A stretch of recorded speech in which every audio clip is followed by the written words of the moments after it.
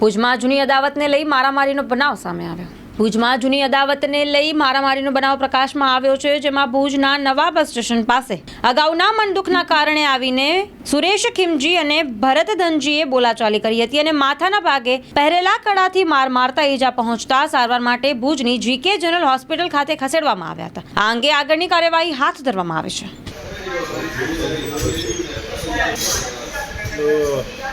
છૂટાછેડા એને મમ્મીને આપી દીધા હતા. એમને એવો કંઈક ડાઉટ હતો એના માટે ડાયરેક્ટ આવી અને હું રિક્ષામાં બેસીને બેસાડતો હતો. ડાયરેક્ટ મારી ચાલુ કરી. એક મારો ઘરવાળીનો ભાઈ ને એનો છોકરો, એનું નામ છે સુરેશ સિંહજી, બીજાનું નામ છે ભરત ધનજી ચન્નેપર. હા, છૂટાછેડા 15 તારીખે આપી દીધા. હા, પછી અમે અલગ રહેતા હતા. હું મારી મમ્મીને ઘરે રહેતો હતો, હું અહીંયા ધંધો કરતો હતો સારી રીતે. અને અમારું કાંઈ બોલે ચાલવાનું કાંઈ હતો નહીં વ્યવહાર. તો છતાં કાલે શું થયો, 3-4 જણા થઈ આવી મને મારો કે હું બેને જ ઓળખું, બીજાને નથી ઓળખતો. અને બીજા હતા કોઈ.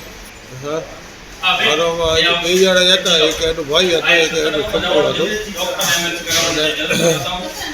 અને સુરેશ ચિપજી, ભરત ધનજી ચન્નેપર, એ 2 જણા ઓળખું, બીજા હતા કોઈ. હે, શું થાય તમારા? બીજા એમના કોઈ ઓળખીતા હતા, એમના ભાઈબંધ.